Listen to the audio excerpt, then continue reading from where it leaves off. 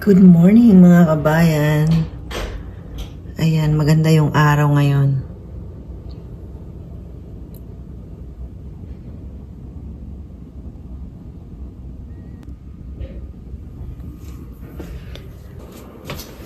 So, kukunin ko lang itong labahin ko nito. Nadami to ah.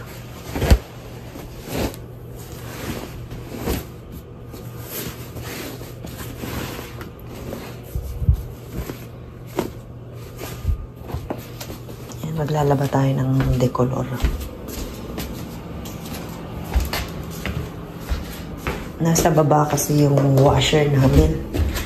So, kailangan ko pang bumaba.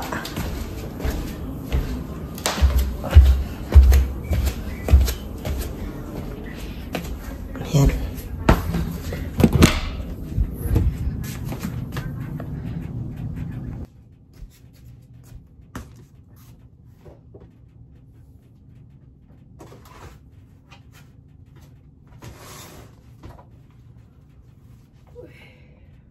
Lalaba tayo ngayon.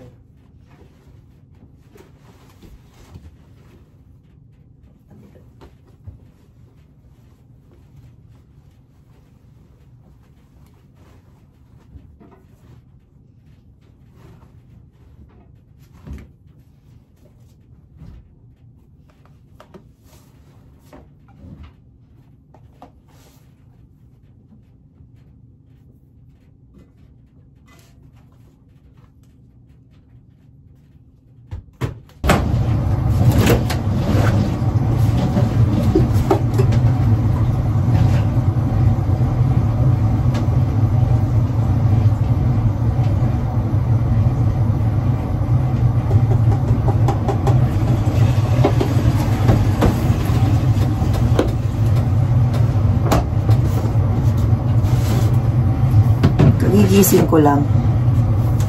Diretso na ako maglaba. Hilamos lang ako. Tapos, ayun na.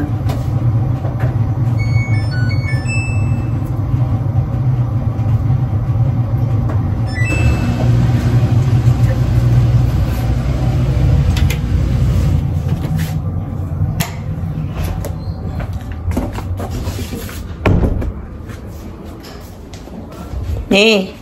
Pababa nga ng ano ko, yung lagay ng headset ng AirPods. Ay, niluluto ni so nagpapakulo siya ng kamote. Ano?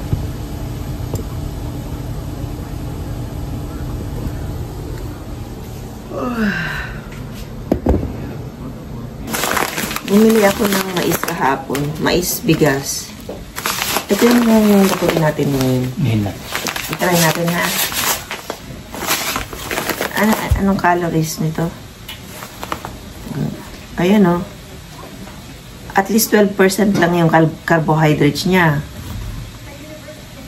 Sugar, 6 gram.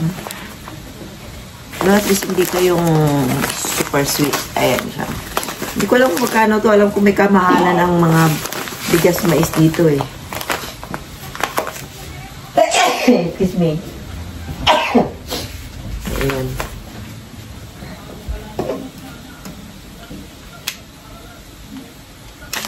Alam ko walang lasa itong bigas mais. Pero itatry lang natin kasi alam niya medyo low carb tayo, kaya try natin ito.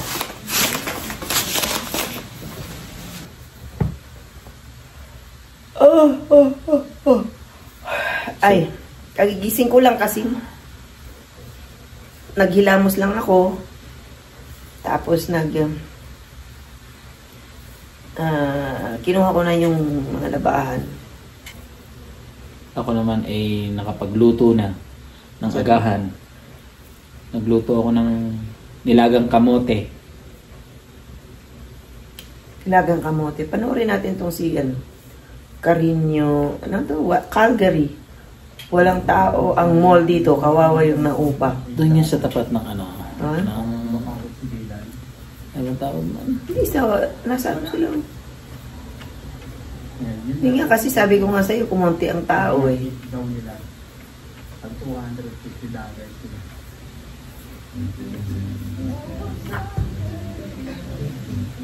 So ngayon ay Sabado dito sa Canada. Excuse me. Excuse me po. Ngayon ay Sabado dito. So, ayan. As you can see, meron kaming time na mag-chill ng a little bit. Tapos na naman ang Lunes hanggang Biyernes na pakikibaka. Iba ka talaga. Pagtatrabaho. So ngayon ay day off namin. Yun. Normal. Maglalaba siya ngayon. Ako naman magluluto. At napakaganda ng weather uli dito sa Calgary. Maya-maya medyo Hangin. mainit na naman. Pero mahangin ngayong umaga.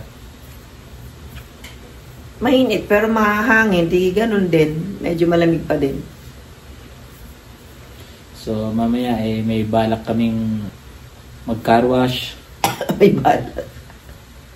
Para matanggal yung mga asin-asin na tira sa sasakyan. Kasi pag hindi tinanggal yun mga kabayan, ang tendency niyan, unti-unting kakalawangin yung ibang parts ng sasakyan nyo. Kaya, mas maganda ng hugasan na lang mas maaga pa. Kailangan laging hugas habang hindi pa naninigas yung although, ang tagal na natin din nahugasan. Kasi ating lamunan ko. 2 weeks na puro talagang masyadong sobrang lamig. At saka yung ibang balita ko, yung ibang car wash din.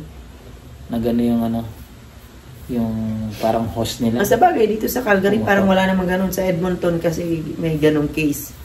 So, nagbawas sila ng tubig. Yung mga gumagamit ng tubig kasi nga, pag sobrang lamig talaga, pati yung mga pipes nag-frozen. Yeah.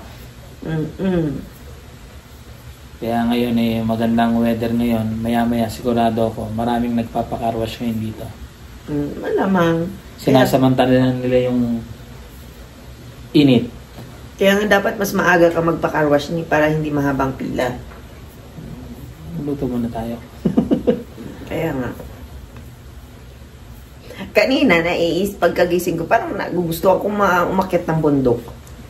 Sabi ko, kaya lang malamig pa din Kaya, hindi pa siya advice ako. Tinignan ko dun sa... Hindi, sa Rockies lang naman, hindi naman hike. Tinignan ko sa part ng van. I-snow ng 3 days. Sa bank? Yes. Guhitan ako. Ito, naguhitan ako. Sakit. Anyways. Kaya kumukulo na siya. Ayan.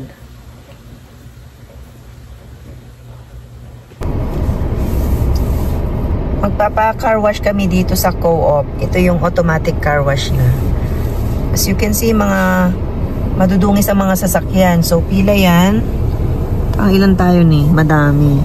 Pero good thing, dalawa yung kanilang car wash dito na automatic na. So, mas mabilis-bilis ng konti.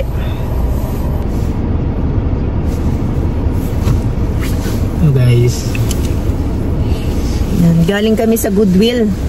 Namili kami ng tumitingin kami ng dalawang high chair. Ano bang tawag doon sa bar chair? Parang gano'n.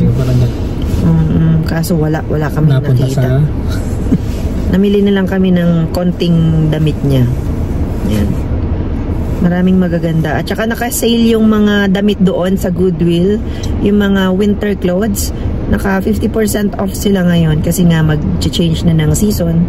So, para mas mabilis ma-dispose yung mga winter clothes, at least inano na nila ng 50%. Magandang mamili sa Goodwill kasi walang tax. Kaya, mas okay mamili doon kaysa doon sa isa. Kasi sa Vivi, meron kang tax doon. So, mas sulit mamili sa sa Goodwill.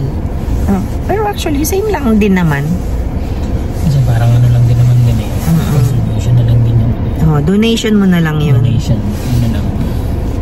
Ayan. So magandang weather ngayon mga kabayan. Positive 12. Positive 12? Yes. Positive 12? Talaga? Yeah. Di kasi ako nag-check ng temperature. Maganda kasi yung hindi na ganong kalamigan. Ay, hindi, feels like Di naman eh. Dito sa sasakyan. Sa sasakyan, Ngayon nasa loob ka is, kasi. ngayon is 7, positive 7 tayo ngayon, guys. Ayan. Maganda. So, for the whole week, wala na, puro positive na. Pero meron pang snow, oh. Mabilis na lang matunaw yan. 30 Katulad nga nung sinabi ko nung last vlog ko, biglang natunaw yung snow. So, naging brown na lahat ng paligid. Ang galing ano, tinunaw niya agad, no? Ano na lang yan, kumbaga sana pahabol-habol na lang. Pero mabilis naman na matunaw. Pero hindi na ganun kalamig. Kasi for the whole week, ano tayo, puro positive ano na tayo. Maganda na yung weather. Kung mag-snow man ng mga 30%, for sure tunaw agad. Wala na nga ang snow, hindi na ganun kalamig. Pag malamig lang pag medyo humangin, pero carry na yung hindi na nagbobonnet yung ibang tao, hindi na nga naka ganito, hindi na naka winter jacket. Yung mga regular na damit na lang nila, yung mga pang fall. Tingnan mo next week, mga naka t-shirt na lang yung mga ano. Ayan oh, wala nang snow, di ba? Natunaw na yan. Kita mo na, tutunaw na siya rito. Tubig na. Ang galing nga eh, isang gabi lang eh. Imagine from negative 26. Biglang ng positive 7. Ano kagad, ayun na lang yung natitirang mga snow. Mga snow na ganyan, makikita nyo, bilis na matunaw yan. So baka bukas o the following day, 2 days. Oh, in 2 days, tunaw na yan. Ayun o. Pang ilan tayo? 1, 2, 3, 4, 5. Ang 6 kami sa pila. Ganda lang yung buti 2. Hindi ka ma-stuck ng matagal. Doon sa may kabila yung dati kong pinag-ugasan, isa lang eh. Kaya matagal siya.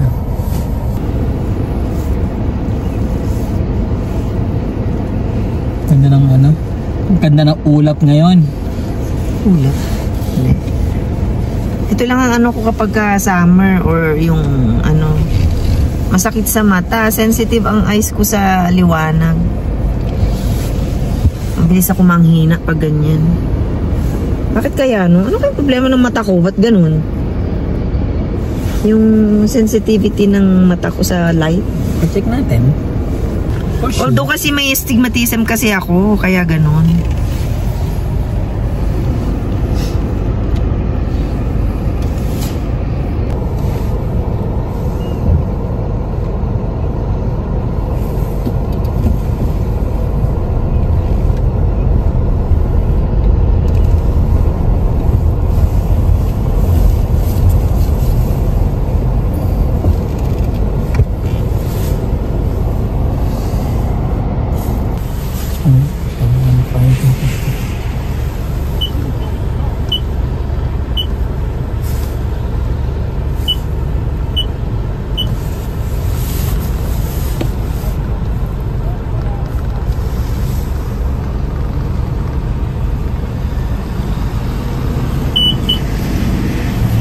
Please wait, sabi niya.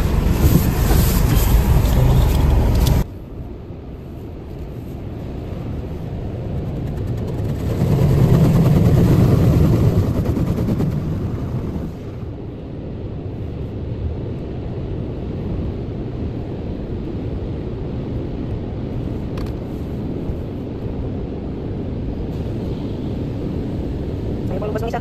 Tapos lang siya ng tubig ulit.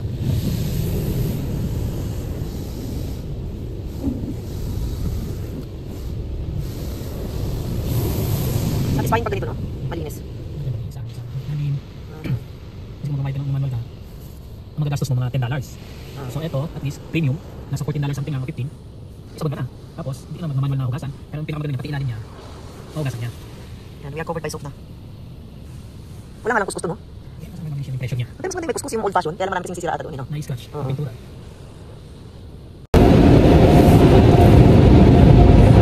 Tapos na kami, so binoblower na lang para matuyo.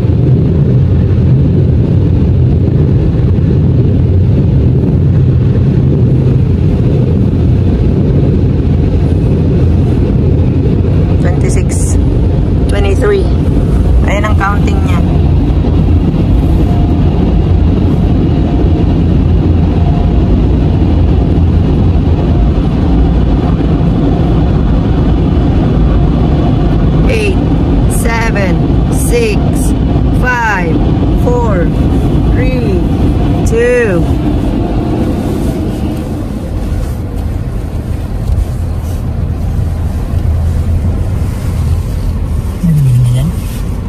Huh? Ini tayo. Uwi muna tayo.